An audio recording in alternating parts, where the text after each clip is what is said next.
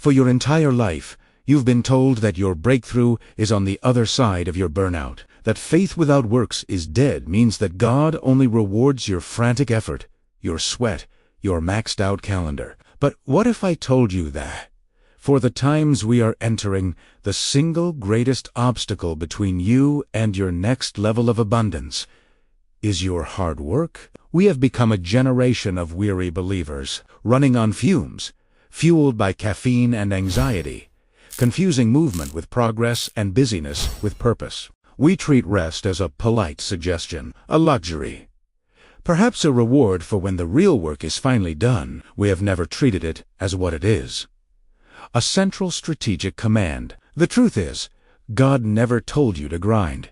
He told you to dominate, and dominion doesn't come from your effort. It comes from your alignment. In this briefing, I am delivering the antidote to the gospel of grind.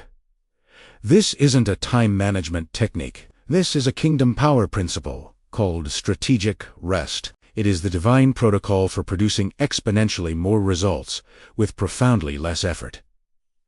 I know that feeling, the mind that won't shut off at night. The calendar so full there's no margin for God to even speak. And behind it all, that quiet, humming fear. The fear that if you stop running, everything you're building will collapse. You are trying to control your future with your schedule. That anxiety, that lack of clarity, that exhaustion, it ends today. Over the next 25 minutes, we are going to execute a 4-point strategic plan. First, we will identify and dismantle the great deception, the gospel of grind that is poisoning your peace and killing your creativity. Second, we will strategically redefine rest, not as weakness, but as your most potent spiritual weapon. Third, I will deliver the Elijah Protocol, God's field manual for strategic recovery from total burnout. And finally, I will show you how active stillness becomes a financial multiplier, unlocking the true wealth of the kingdom,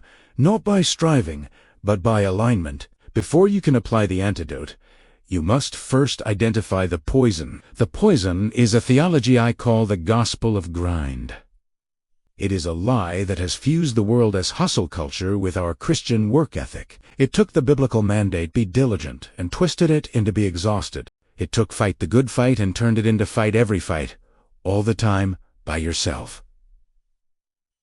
The result? Christians working 12-hour days, coming home depleted, giving God the leftover fumes of their energy, and still feeling guilty that they aren't doing more. The biblical archetype for this state of being is Martha in Luke chapter 10. Now, pay close attention to this analysis. The scripture says Martha was distracted with much serving. She was serving Jesus. She was doing a good thing, but Jesus did not praise her for her effort. He corrected her. He said, "Martha, Martha, you are anxious and troubled about many things." He did not rebuke her work. He rebuked her anxiety. Anxiety's the dashboard warning light that you are operating outside of grace. It is the spiritual indicator that you are working in your own strength, trying to guarantee an outcome that only God can control. You are trying to be your own provider. This is why you are tired. You are not just doing your job. You are trying to do God's job, too. This gospel of grind is, in fact, a sophisticated form of unbelief. It is the functional belief that if I don't do it, it won't get done. If I don't control every detail, it will all fall apart. It is, frankly, a form of functional atheism. You believe in God for your eternal salvation, but you don't trust Him with your Tuesday afternoon schedule. The psychologist Carl Jung spoke of the tyranny of the conscious ego. In our spiritual context, this is the tyranny of our own strength. Your conscious self, your inner anxious planner, thinks it is running the entire operation. It overrides the body's signals for rest. It ignores the soul's fatigue, and it silences the voice of the spirit, ... all in the name of progress and responsibility. But burnout is not an accident. It is the inevitable and predictable result of operating in a system that God did not design. The gospel of grind promises prosperity, but it only delivers exhaustion. It makes you a slave to the clock, not a master of your time. God's system is different. God's system is superior, and God's system It doesn't start with work. It starts with rest. So, we have dismantled the gospel of grind. We've identified it as a counterfeit system based on anxiety and unbelief. Now, we install the divine original. To do this, we must radically redefine rest. In the world system, the system of grind and hustle, rest is a reward. It's what you earn after you are completely depleted.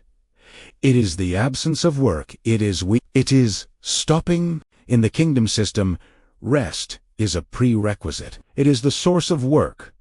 It is a state of being. It is power. It is alignment. The world says, work hard, then you can rest. God says, rest in me, then you will work effectively. The evidence for this is hardwired into the very first chapter of Genesis. This is the divine intelligence briefing that humanity has ignored for millennia. Look at the pattern. For 6 days, God worked. He spoke. He created. He separated. He organized. And in Genesis 2, verse 2, it says, "And on the seventh day God finished his work that he had done. And he rested on the seventh day from all his work that he had done." Now, the first strategic question is, why did God rest? Was he tired? Was the creator of the universe exhausted? Of course not. His rest was not an act of recovery. It was an act of declaration. It was the posture of a strategist who has so perfectly executed his plan that no further striving is necessary. He rested because it was finished.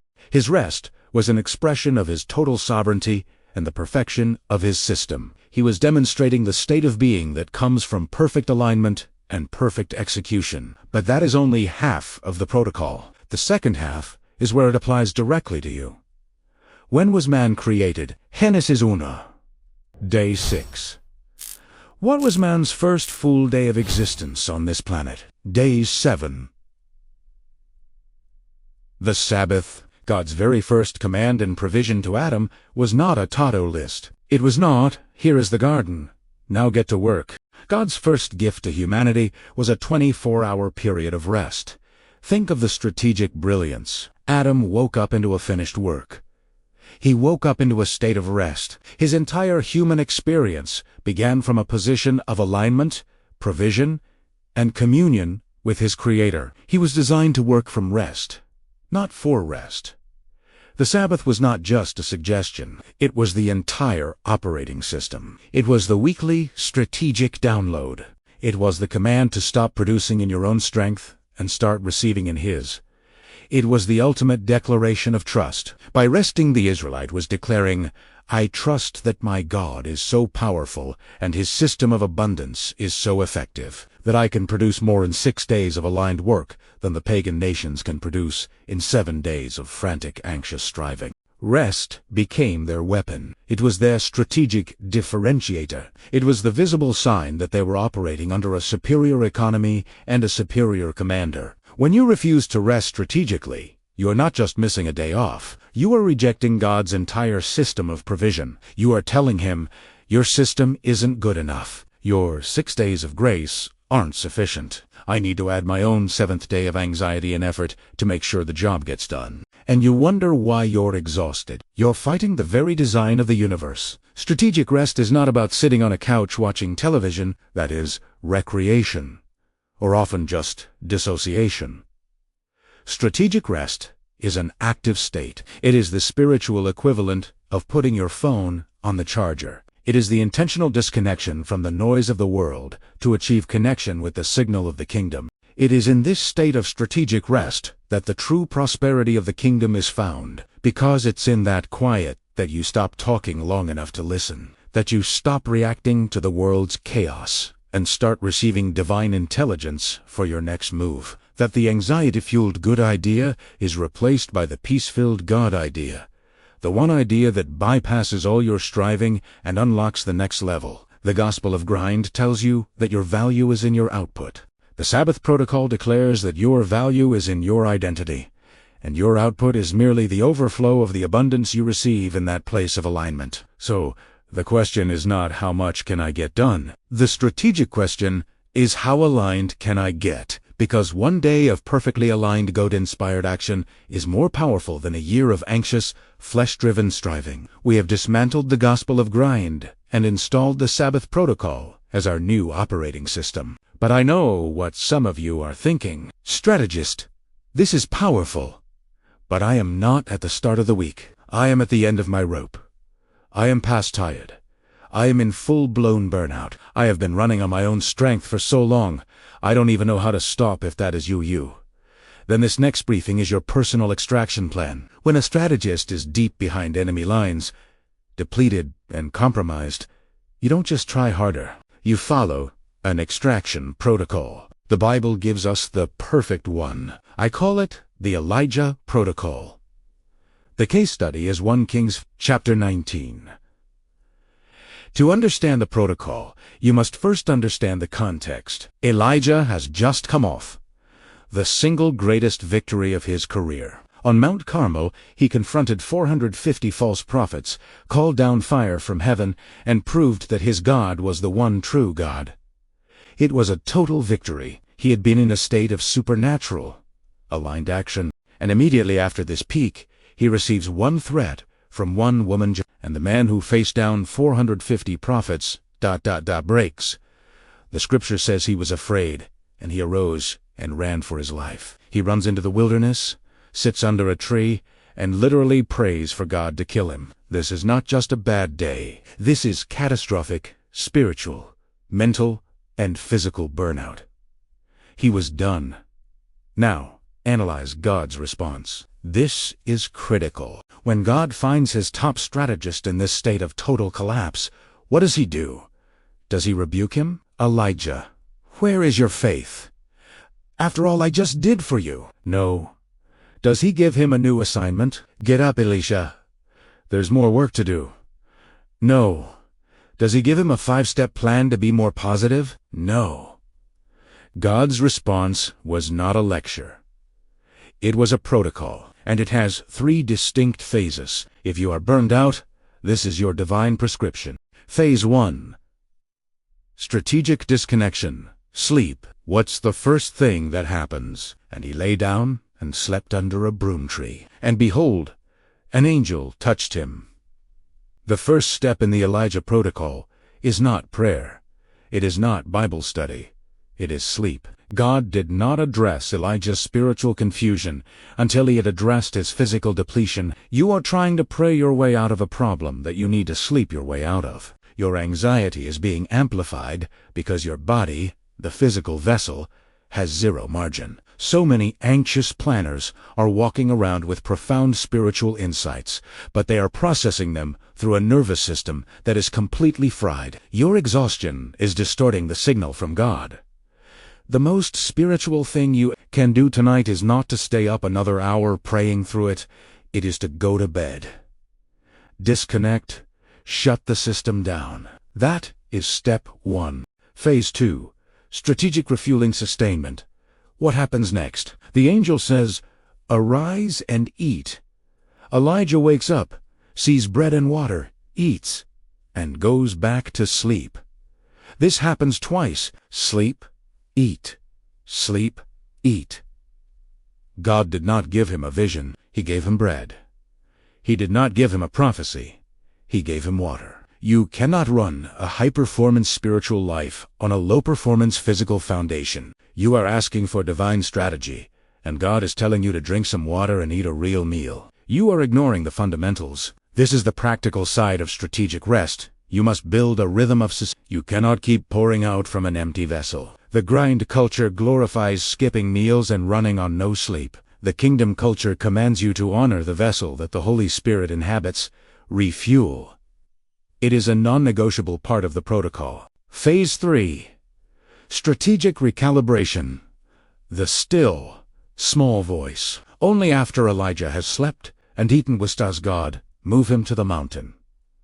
And then God begins to speak. But notice how he speaks.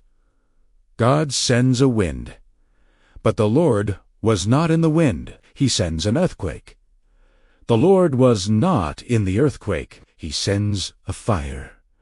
The Lord was not in the fire. And after all the noise, A, still, small voice. This is the strategic payoff. God waited for all the noise of the crisis, the trauma of the victory, and the anxiety of the threat to pass. He waited for Elijah to be physically sustained and mentally disconnected. And in that quiet, calibrated state, God gave him his next assignment. You are asking God for your next billion-dollar idea, your next ministry move, your next life-changing strategy, and He is waiting for you to get through the wind, the earthquake, and the fire of your own anxious, busy, exhausted mind. The Gospel of Grind tells you that God shouts over the noise of your hustle. The Elijah Protocol proves that God whispers in the quiet of your recovery. The protocol is clear.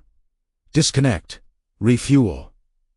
And only then, in that calibrated quiet, can you receive the new intelligence that leads to your next victory. We have dismantled the enemy's system. We have installed God's operating system, the Sabbath Protocol, and we have the extraction plan for when we are in Burnout Elijah Protocol. Now, we bring it all together. This final briefing is where we connect true, strategic rest directly to superior results. This is where the anxious planner dies, and the rested strategist takes command. The Gospel of Grind is based on a lie of addition.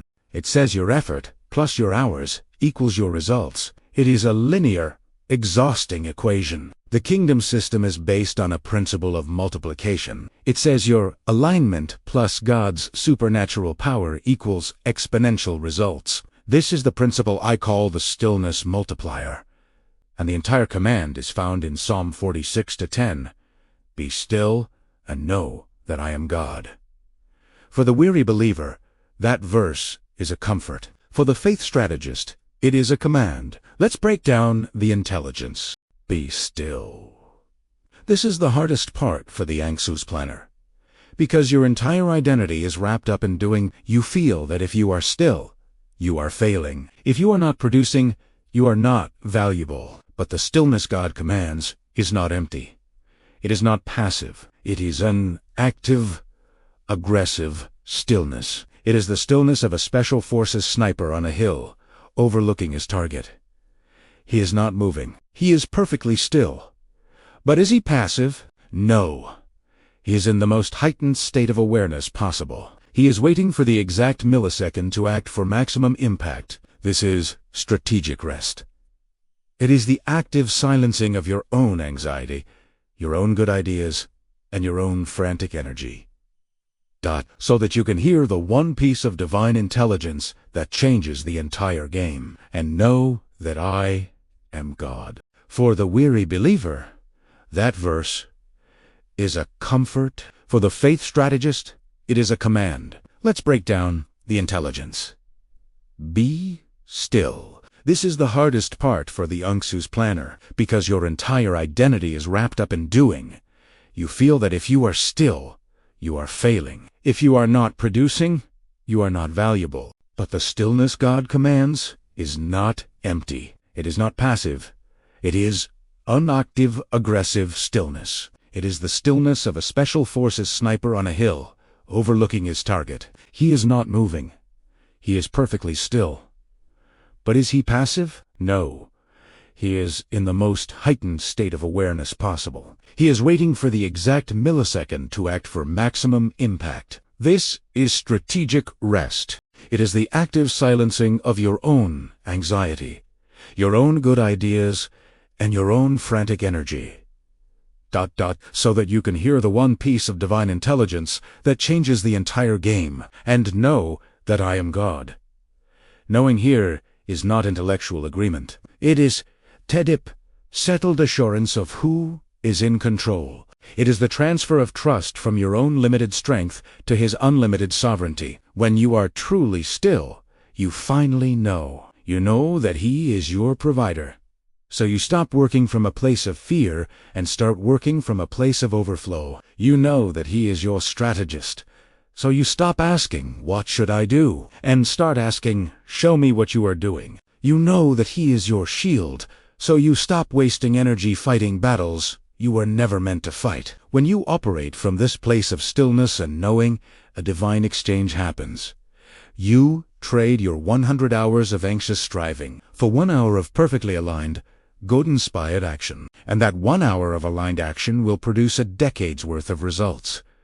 That is the Stillness Multiplier. This is where true wealth is generated. The gospel of grind keeps you trapped in a cycle of earning. The Sabbath Protocol releases you into a flow of receiving. The real prosperity of the kingdom is not just in your bank account. It is in your time, your peace, and your clarity. The ultimate abundance is having the margin in your life to hear the God idea, the strategic insight that saves your company millions, the creative solution that solves an impossible problem, the relational wisdom that heals your family. The world will never give you this. The gospel of grind will actively steal it from you. It requires your exhaustion to keep you from accessing this superior system. Because if you ever discovered how much more you could accomplish by doing less, the entire counterfeit economy would collapse. Your greatest strategic advantage in the chaotic years to come will not be your ability to work harder than everyone else. It will be your ability to stay calmer